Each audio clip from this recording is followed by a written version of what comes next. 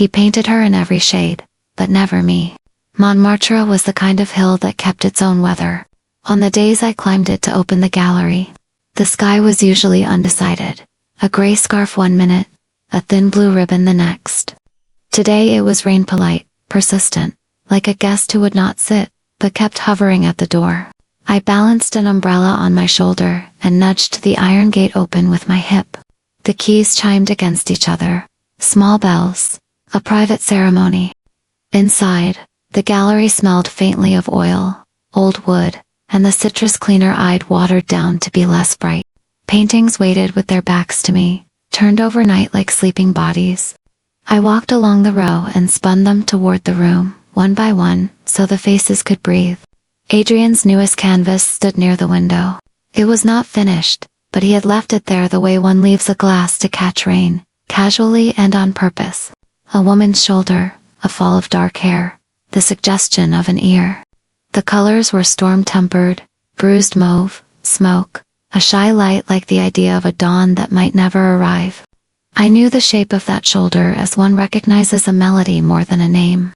I had never met her, but I had met her in every painting he refused to title. The bell over the door sang, and a pocket of cold came in before Adrian did. He carried the morning like only people who had been awake longer than you can, a little ahead of the hour, a little absent from it. He shook water from his coat, pushed it back with his forearm, and looked at me as if I were a window he had forgotten to close. "You're early," I said. "I thought I wasn't," he answered, smiling like a correction. "The light will be decent for another hour." May 1, it was our ritual. I would nod. He would set his easel at the window. The hill would lend him its weather. Sometimes I made coffee. Sometimes I pretended to make coffee so that I could watch him without the fact of it. When he lifted a brush, there was reverence but no hesitancy, and the room organized itself around the pace of his wrist. Even the rain learned to fall more quietly then. He glanced at the unfinished canvas and then at me. "Do you think the shoulder needs more air?" "What kind of air?" I asked. "The kind that belongs to her," he said, almost apologetically, and I understood that he did not mean atmosphere.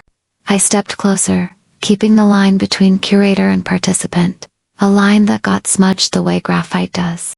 "It isn't the shoulder that needs air," I said. "It's the ear.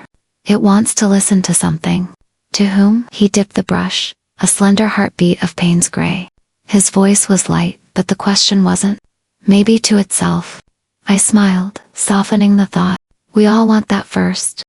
He began to paint in small weather systems, a cloud of shadow, a gust of highlight, a drizzle of hunger you wouldn't notice unless you had been starving. I arranged postcards in the front room, rearranged them, and then surrendered to what I always did when he painted. I stood too still, too close, and tried not to be a frame. By 11, the rain had learned patience. It traced the window like handwriting. A couple came in, the kind that speak with their elbows and their shared glances. I guided them through a series of Breton ports and a tiny Goya sketch we all pretended we could afford. They left with 2 postcards and a promise to return when they were braver or richer, which in Paris can take the same amount of time. When the door closed again, Adrian had stepped away from the canvas. He was looking not at the painting but beyond it, as if the hill itself were holding up a mirror he resented and needed. "Do you ever hate the thing you love for not being simple?" he asked, without turning. "Only when I'm tired," I said. "Or honest." He laughed, and the room warmed a degree. "Do you have the catalog proofs for Saturday?" I handed him the folder from beneath the counter. He flipped through, nodding at numbers, resisting adjectives. He had always loved the technical spine of things. I think that's why he kept returning to her. She was a language he could conjugate in all tenses, but never fully speak. "Don't change the paper," he said. "The tooth is right." "The tooth is right," I repeated. I wrote the note down because it was easier than writing down what I wanted to ask. "Will you be here tonight? Will you stay?" The umbrella he had used was propped by the door, still weeping into the stand. He noticed me looking and said, "Storm's traveling east this afternoon. Do you want to see the river when it's pretending to be the sea?" "Yes," I said too quickly, and then found the measured tone I preferred. "I'd like that." We closed for the break one of the small, Civilized Parisian rebellions, no one questions. The world can wait for lunch. We walked down the hill, our breaths a visible currency. The city had that washed look, the kind it wears like a silk scarf pulled tighter against a thought. He kept his hands in his pockets like a man undecided about holding anything. Tell me about your first painting, I said, to stop myself from asking the more dangerous questions. It was a sun I didn't trust, he said. I painted it in ochre and then dirtied it with blue until it looked like a bruise you could stand under. How old were you? Old enough to think I'd invented sadness. Young enough to enjoy the illusion. We stood at the parapet. The river carried the sky's tired color past us, and a cargo boat moved with the authority of something that knows where it's going, because it has never really arrived. Adrian leaned on the stone, his shoulder not quite touching mine. He always measured the distances no one else saw. She's back, he said. I had known it would be today or the next.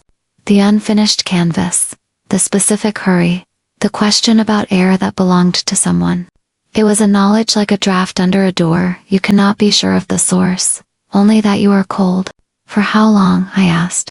She has an apartment near the canal, he said, looking at nothing. A short stay. A commission. The wind practiced its scales along the parapet. My heart did that clever thing it does when it refuses to be a child. It walked itself home. It explained to its own smallness that we weren't surprised, that the weather had warned us, that we had our coat. A theater of composure. Will you paint her? I asked, because someone needed to say the words aloud, so they could become less of a ghost. He smiled, an old coin rubbed thin by use. I don't know if I ever stopped. We ate soup in a place that always feels like it is teaching you how to eat soup better. He did the thing with the napkin at his collar that children do, a domestic silliness that made me ache. He told me about a new stretch of wall in Belleville that had begun collecting strays posters, chalk wrappers braided into a tapestry by hands, refusing to be still.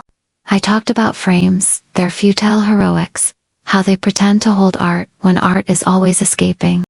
We were kind to each other in the way people are who suspect they are, rehearsing. Back at the gallery the light had thinned. Adrian returned to the canvas with the concentrated gentleness I had come to fear. He softened the ear I had accused of wanting to listen, and the painting her tilted toward the idea of turning. It felt like being in a room where someone you love is speaking on the phone in the next room, and you cannot hear the words but you can hear the listening. He stepped away long enough to wash his hands in the small sink by the back door. The water ran gray, then clear. He dried them on the towel I had bought because it matched nothing else and therefore matched us.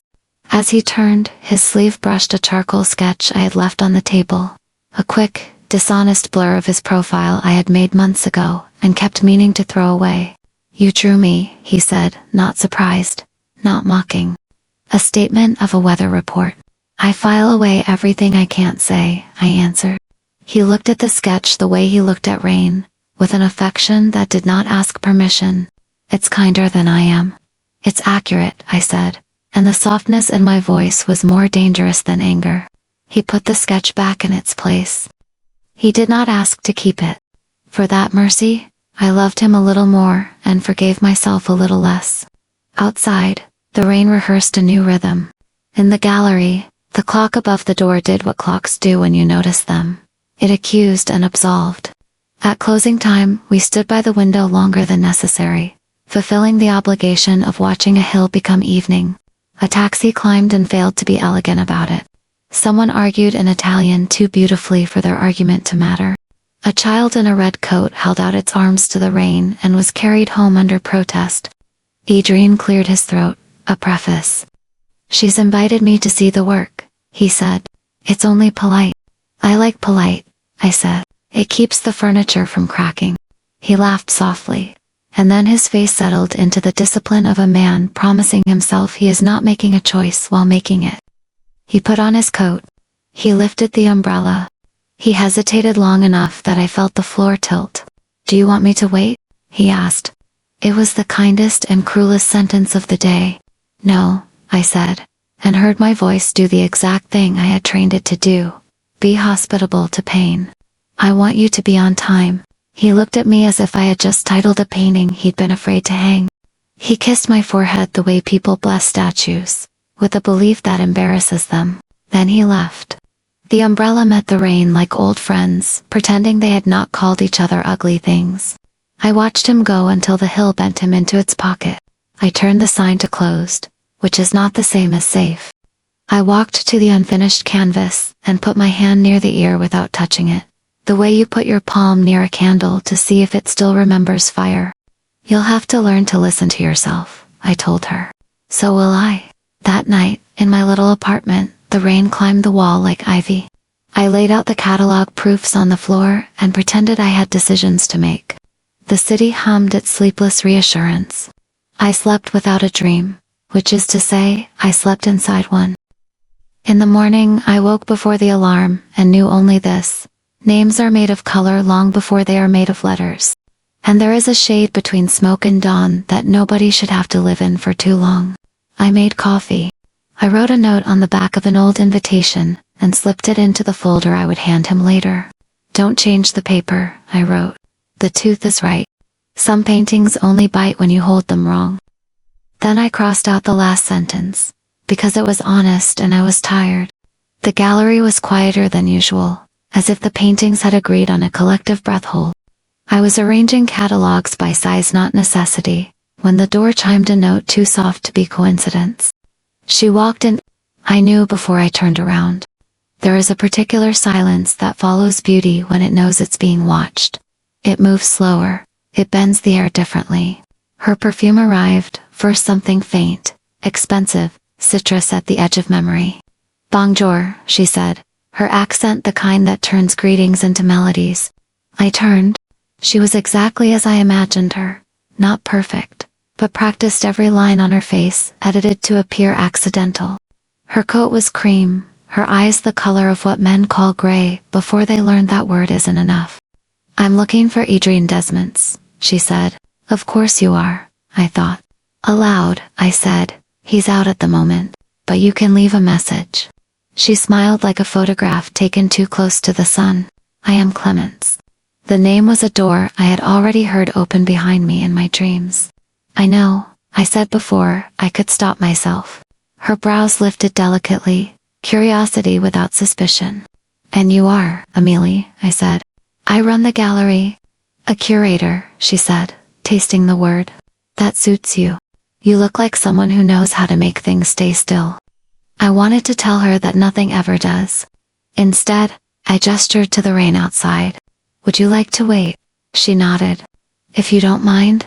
We were polite, to women pretending the world was wide enough for the same man. She walked toward the unfinished canvas, the one that had borrowed her shoulder. Her gaze softened when she saw it, the way people look at their own reflection after years apart. He's painting her again, she said quietly. She, I corrected gently, is almost finished. Clemence turned to me, a small surprise in her smile. Almost, she repeated. That's how he always paints. He never finishes, only abandons with style. I wanted to hate her, but she was right. Adrien returned 10 minutes later. He froze when he saw her just a second, but enough. The air folded. Clemence, he breathed, the way you say a song you forgot was yours. She turned, and the years between them vanished with obscene efficiency. I was nearby, she said. I wanted to see what you've become. And, he asked. Predictably wonderful, she said. And still too thin. He laughed, nervous, boyish, a sound I hadn't heard in months. My chest became a gallery of echoes. I excused myself before they could remember I existed. It's easier to disappear when you do it first. In the back room, I rearranged nothing for 15 minutes. Then, through the thin wall, I heard their voices weaving the soft pattern of familiarity. Words like remember, always, still. Each one landed on me like ashlight but cumulative. When I stepped out, they were standing close, the kind of close people use when they are still pretending distance. I should go, she said. Dinner tonight. Adrien hesitated, looked at me, then away. Yes, of course. Good, she said. 7, same place. She touched his arm briefly, just enough to make memory jealous, and left, leaving her perfume to do the lingering. The door closed. The bell above it sighed. Adrian turned toward me, half guilty, half grateful, that I hadn't disappeared entirely. I didn't know she'd complain, I said. I think I do. No, I said, calmer than I felt. You'll only start explaining things you haven't done yet. He winced a little, then smiled with the humility of someone caught by accuracy. You're angry, he said. I'm not. I'm just awake. He took a step closer. You know she was part of everything before. I know, I interrupted. I'm not asking you to forget her, Adrian. I just hope I don't have to become her to stay. He said my name then, softly, as though trying it for the first time. Amelie, yes. I wish I'd met you first. That's the tragedy of timing, I said. No one ever does. He reached for my hand, then thought better of it. The moment folded itself neatly, like a letter unsent. That night I stayed late at the gallery. The rain had stopped, leaving the city raw and shining. I sat by the window with the lights off, watching the reflection of his unfinished painting against the glass. From this distance, I could almost believe it was me. Almost. I didn't plan to follow him. That's what I told myself as I walked behind the river light. The way a shadow follows certain to quietly, without intention, but completely. The restaurant was on Rue des Martyrs, a place that pretended not to know its own name in English. The windows were fogged with the breath of other people's promises. I stood across the street, the raincoat tighter than necessary, and watched them through the glass. Clemence sat by the window, her posture a performance of comfort. Adrian was already there, half smiling, his hands restless around a wine glass. From here, their words were silent, but the body always speaks. She leaned forward when he laughed. He lifted his hand but never quite touched hers. The waiter brought a bottle of red Bordeaux, probably on time, poured itself slower. I didn't stay long. Only long enough to recognize that the look he gave her was the same one he used to save for silence when we were together. The look that meant he was somewhere I could not go, thinking something I was not part of. When I turned to leave, my reflection in the restaurant window overlapped hers. For one breath, I was sitting at that table too. Then I wasn't. The hill home was steeper that night. The street lamps blinked, as if arguing with the darkness about who had custody of the street. I counted my steps like penance. In my apartment, everything waited where I had left it. That's the thing about solitude. I poured myself a glass of wine and forgot to drink it. The silence in the room had a texture.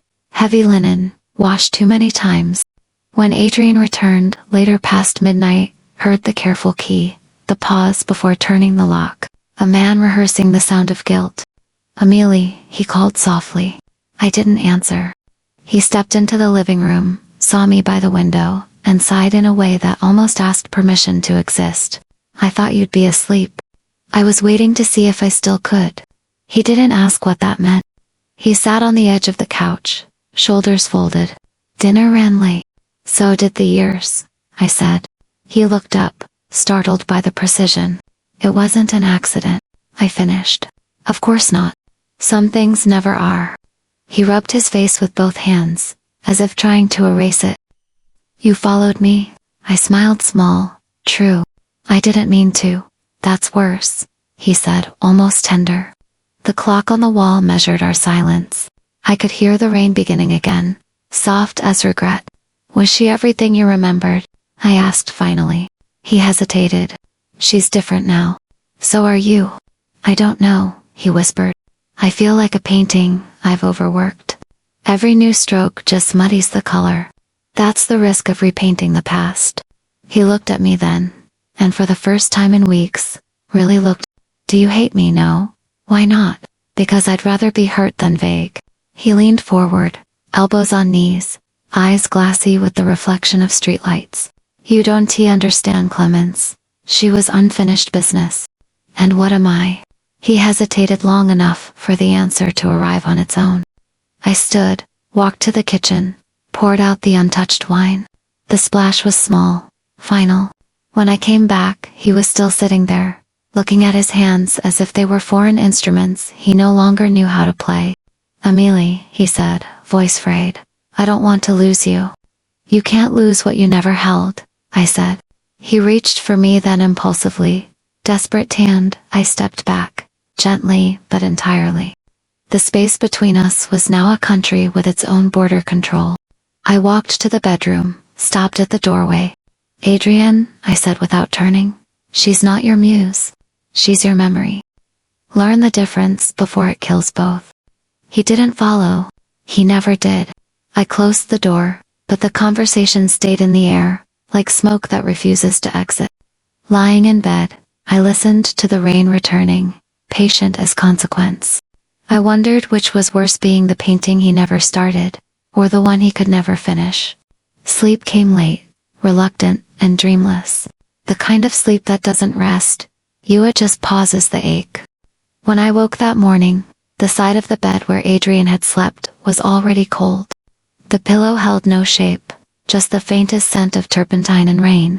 He had gone before dawn, leaving behind a note that wasn't a note at all, only a folded napkin from the cafe downstairs, with 2 words written in graphite: Atelier Canal.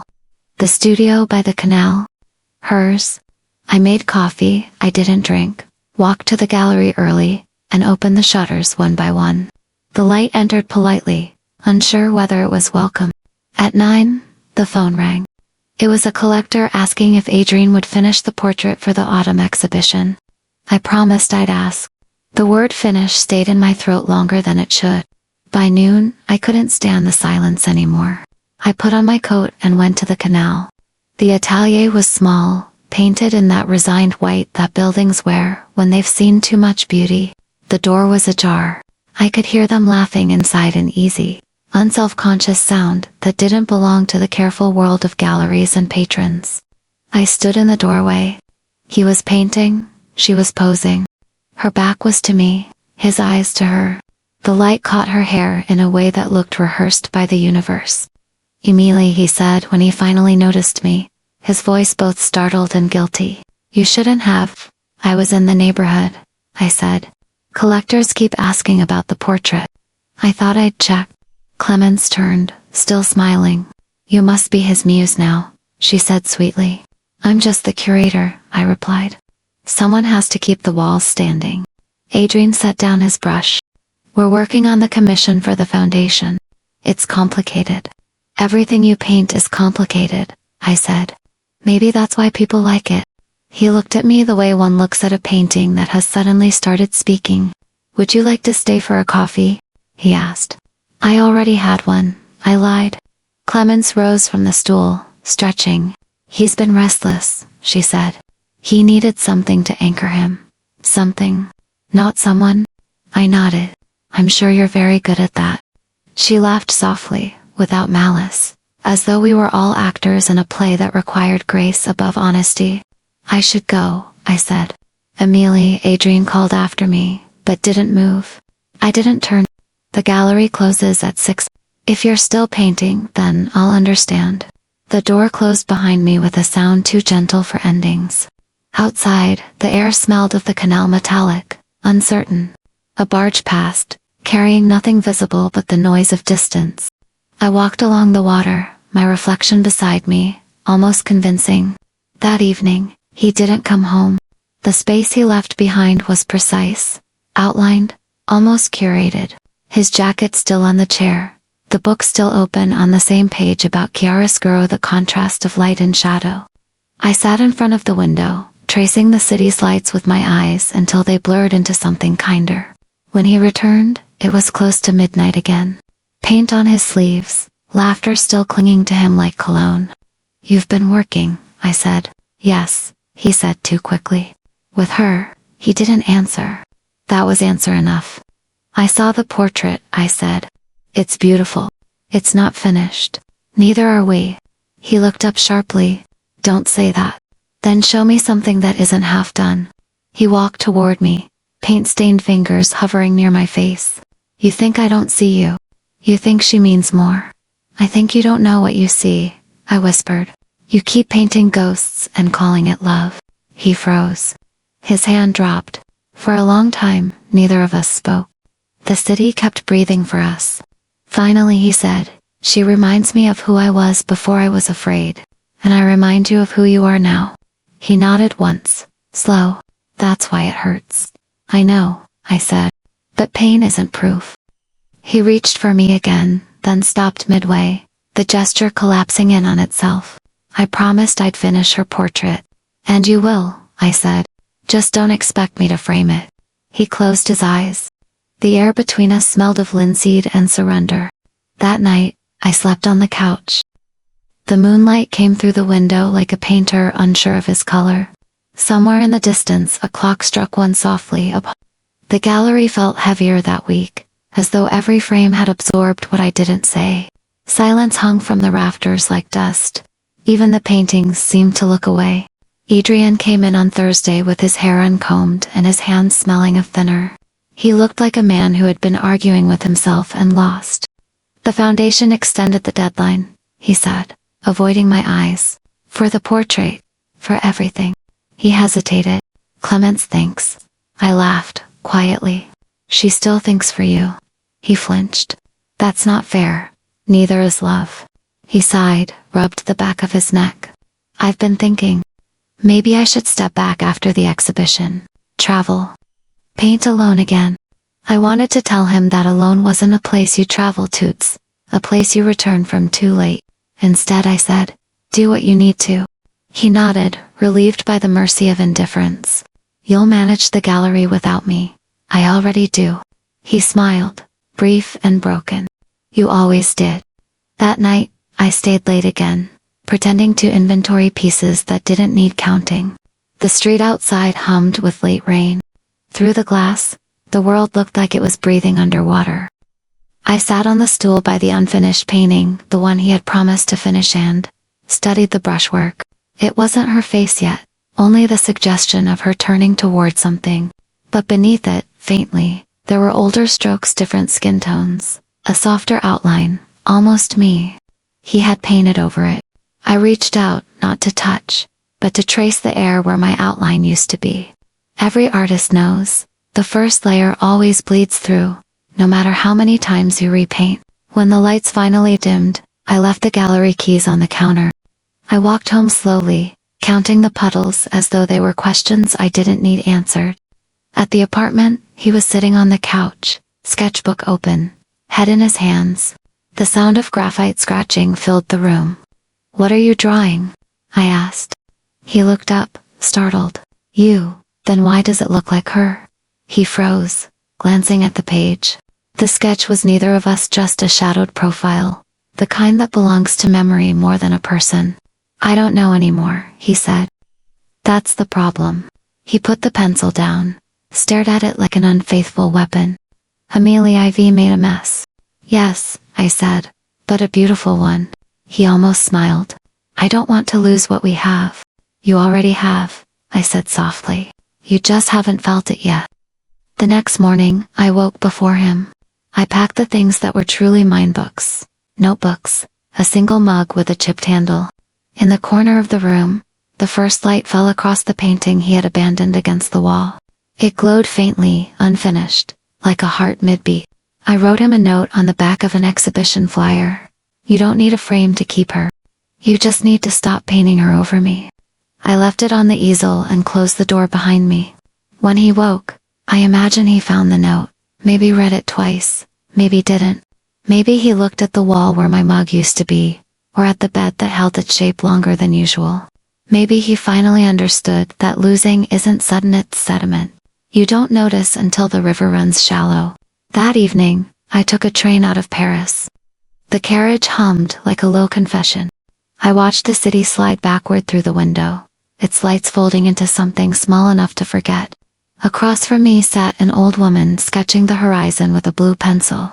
She smiled when she caught me watching. Traveling or leaving? She asked in French. Both, I said. She nodded, as if it were the most reasonable answer in the world. When the train curved toward the coast, I closed my eyes and let the rhythm rewrite the ache into motion. It had been 3 weeks since the train. The city had learned to go on without me, and I had learned to let it. The mornings were quieter now, the kind of quiet that doesn't ache, but doesn't heal either. I was living in Saint-Malo, a town that smelled of salt and unfinished stories. I rented a room above a bookstore. The owner left croissants at my door each morning and never asked questions. In the evenings, I walked to the pier, where the sea kept forgetting its own boundaries. It suited me. Sometimes I painted not people, not memories, just color. Pale ochres, muted blues, a gray so patient it almost forgave. When people asked what I was painting, I said air, before it rains. I thought I'd erased him from the palette of my days. But love, like pigment, never truly dries. One morning, a letter arrived. The handwriting was unmistakable, deliberate, slightly leaning, like a confession that needed balance. It said immediately, "The gallery feels wrong without your noise. The walls miss your certainty." I finished the portrait, but it isn't her anymore. It's no one. Maybe that's the truth I kept avoiding, that I was never painting her, just the absence you left behind. If you ever return, the light still comes through the same window. I sit by it every morning, hoping to remember the color I forgot. Green. I read it twice, then folded it back into its envelope. The paper smelled faintly of oil and distance. Outside, Saint-Malo was raining again, gentle, sideways rain that the locals called la mémoire du ciel, the memory of the sky. I went to the pier, letter in hand. The sea was the same color as the day I met him, indecisive. I tore the envelope carefully, piece by piece, and watched the ink blur into the wind. Letters don't sink here. They fly until they're too tired to mean anything. That night, I dreamed of the gallery. The doorbell rang, but no one entered. The paintings were turned to the wall again, as if ashamed to be seen. On the table, my chipped mug sat beside a new one, whole, unfamiliar. He was there, painting under the gray light, but the canvas was blank. He turned to me, eyes hollowed by gentleness. "I can't find the color," he said. "What color?" "The one that makes silence warm." When I woke, I was crying without sound. A month later, Saint-Malo began its summer markets. Tourists filled the cobblestone streets with accents from everywhere but here. I sold small paintings from a corner stall, abstracts, nothing personal. One afternoon, a man approached, tall, coat damp with sea mist. He picked up a small canvas, smoke blue, and sand gold, and stared at it longer than people usually do. "This feels familiar," he said. I looked up. Not him. Someone else. But for a second, the heart made its mistake. He smiled, paid, and left. And I realized I hadn't flinched. That night, I wrote in my notebook, "There are colors that don't belong to names anymore. They belong to moments. And moments don't come back." Then I closed the notebook and slept facing the sea, where the horizon never promised to stay. The sea had turned silver that morning, the kind of color that can't decide between mercy and distance. Saint-Malo was waking slowly, shops lifting shutters, gulls arguing over crumbs, fishermen already smelling of patience. I was carrying a box of small canvases down to the pier for the weekend market when I saw him. "Adrian." He looked thinner, though maybe it was just the light. Paris clings to people. The coast peels them. He was standing near the water, holding something in his hand, a sketchbook, edges softened by travel. For a moment, I thought the world had mistaken time for coincidence. He saw me before I could turn away. He didn't smile, just breathed my name, the way one exhales after holding it for too long. "Émilie, bonjour," I said. The word came out steadier than I expected. "I wasn't sure you'd still be here." I wasn't sure either. We stood there, the tide between us. He offered the sketchbook. "I wanted to show you something." On the page was a portrait, and finished, of course, but not of Clemens. Not of me either. It was light. Just light. The kind that touches without possession. "I tried to paint what I couldn't name," he said. "It kept becoming you." I looked at the drawing, at the way he had left space where faces should have been. "It's beautiful," I said. "Because it doesn't ask to be kept." He closed the book gently, as if it could bruise. "I was wrong," he said. "About her? About everything, I know. I thought if I found you, maybe." I shook my head. "You did find me. That's all." The wind rose, curling strands of hair across my mouth. He reached to brush them back, stopped himself halfway. Old reflex, uninvited tenderness. "How long have you been here?" he asked. "Long enough to stop counting." He laughed once, quietly. "You look happy." "I am." And it was true, in the small, repaired way that peace is a quieter cousin of joy. A child ran past us chasing a paper boat. The waves caught it, carried it, forgot it. He watched it drift. I used to think love was about keeping. It's about letting keep, I said. Letting moments hold themselves. He nodded, eyes shining with the kind of understanding that hurts more than ignorance. Is there someone? He asked finally. Yes, I said. There's me. He smiled, then not the old smile, but the new one people wear when they've learned humility through loss. I'm glad, he said. We walked together to the end of the pier. The horizon was so pale it looked like forgiveness. He handed me a small folded paper. Inside was a pressed lavender petal, almost colorless. I kept it from that day, he said. When you first told me about air that listens, I placed it back in his palm. Then let it listen to you now. He closed his hand around it, nodded once, and stepped back. When he turned to leave, the wind carried the scent of turpentine and salt. It didn't hurt this time. It just moved through me, like weather finding its way home. I watched him walk until he was smaller than memory. Then I sat on the edge of the pier, let the waves speak in languages I didn't need to translate. Between their rises and falls, there was a rhythm, soft, measured, whole. The silence between waves. The place where love finally stops trying to be understood. A year passed quietly, the way pages turn when no one is reading. Saint-Malo changed colors with the seasons gray to gold, gold to absence.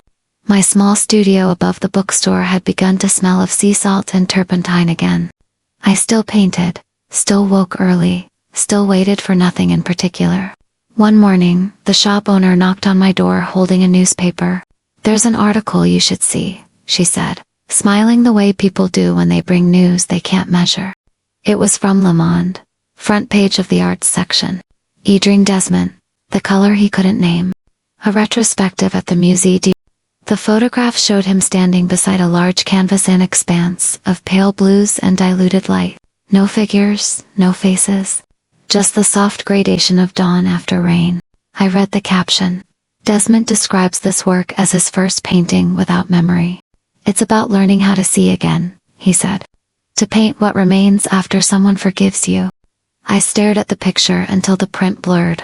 It wasn't grief that rose in me, but something quieter, a recognition that healing, too, has its shades. I dressed and walked down to the pier. The tide was low, the sky undecided again. Somewhere, he was probably standing under the same light, his hands still stained with what he refused to forget. That evening I returned home and found a small package by my door. No address, no name, only a thin ribbon and the faintest scent of lavender. Inside was a single postcard from Paris, one of the exhibition prints.